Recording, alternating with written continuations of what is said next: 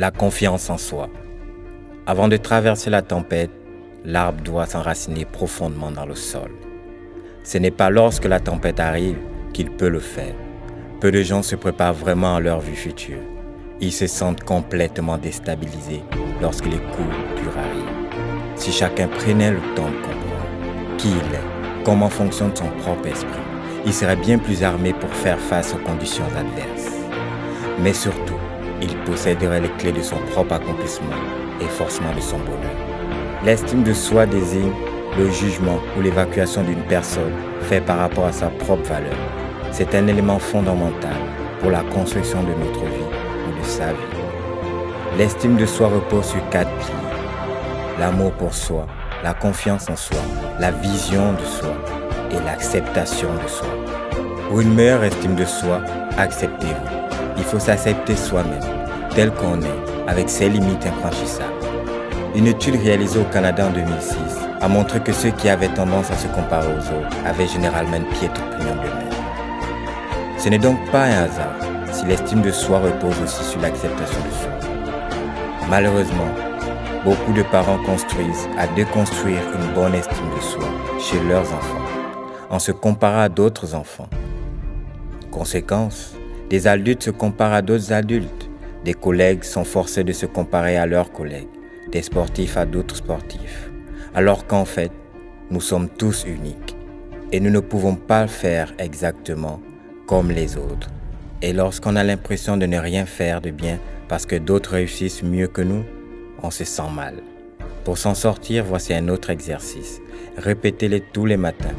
Je suis unique, avec mes défauts et mes qualités. Répétez-le chaque matin avant de sortir de chez vous, avant de vous coucher et à chaque fois que vous êtes tenté de vous comparer à d'autres, faites-le et vous verrez qu'au bout d'une semaine, vous vous sentirez bien mieux. Peut-être que vos proches vous font sans cesse de remarques sur certains de vos défauts. Ça ne veut pas dire qu'au bout, vous êtes nul. Répondez-leur simplement, je le sais, moi aussi. Je suis comme ça. Pour améliorer l'estime de soi, aimez-vous. Apprendre à s'aimer soi-même est l'amour le plus vrai qui soit, disait Whitney Houston. Vous vous rappellerez que l'un des piliers de base pour améliorer l'estime de soi est l'amour pour sa propre personne. Vous n'avez pratiquement pas le choix. Plus vous vous aimez, plus l'estime et l'appréciation que vous avez vous grandit. Comment s'aimer, se demande-t-on. Voici quelques suggestions pour y arriver. Renouvelez votre garde-robe, votre coiffure et vos chaussures. Adoptez un style plus chaleureux. Mettez un peu plus de couleur dans vos vêtements.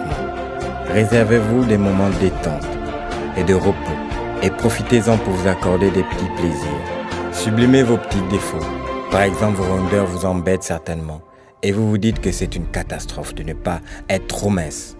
Mais saviez-vous que 55% des hommes aiment les femmes un peu rondes? Ce qui vous horripile n'est donc pas un handicap. Et vous pouvez vous en réjouir. Faites de même pour tous les petits défauts qui vous insupportent. Ne laisse jamais personne te dire que tu n'es pas capable. Même pas moi. Compris? Compris. Si tu as un rêve, tu dois le protéger. Tu verras que les gens incapables d'y arriver feront tout pour te décourager.